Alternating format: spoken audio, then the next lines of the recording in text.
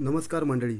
आज आपण महाराष्ट्र राज्यातील अकोला जिल्ह्यातील आणि अकोला या जिल्ह्याच्या ठिकाणापासून अवघ्या 26 किलोमीटर अंतरावरती असणारा हा बाळापूरचा किल्ला पाहणार आहोत. बाळापूर किल्ल्याचे बांधकाम मोगल बादशाह औरंगजेब याचा मुलगा मिर्झा आझम शहा याने पूर्ण करावयाला सुरुवात केली आणि त्यानंतर बाळापूर किल्ल्याचे पूर्ण बांधकाम विटा आणि दगडी यांच्या बांधकामातून 1757 साली इस्माईल खान नवाबाने हे पूर्ण केले. भक्कम तटबंदी आणि बुरुज यासाठी हा बाळापूरचा किल्ला प्रसिद्ध आहे. विस्ताराने तसा मोठा आहे. हा किल्ला भुईकोट किल्ला आहे. इंडो इस्लामिक स्थापत्य शास्त्राचा उत्तम नमुना म्हणून हा किल्ला पाहता येतो.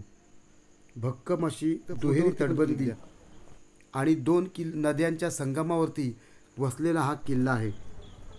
या किल्ल्याबाबत एक असाही पुरावा मिळतो की बाळापूरच्या लढाईत सुभेदार मल्हारराव होळकर हे बडवानीचा शासक मोहनसिंग याच्या वतीने या लढाईत उतरले आणि त्यांनी पराक्रम गाजवला आणि याच त्यांच्या पराक्रमावरती यांची देखील इमारत आहे. पेशवा बाळाजी विश्वनाथ यांनी त्यांना काळाची मनसबदारी दिली. या दोन्ही शासकीय इमारती आहेत.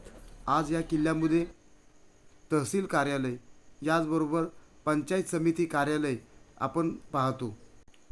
समोर जी इमारत पाहत आहात ती बाळापूर किल्ल्यातील हे एक तहसील कार्यालय आहे.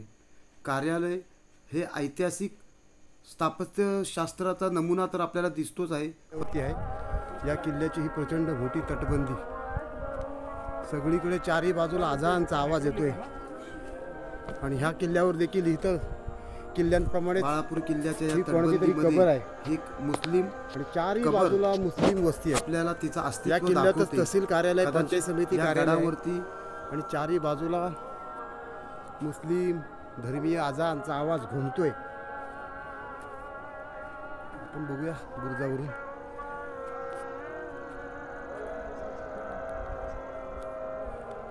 कसला मोठा आवाज, प्रचंड आवाज,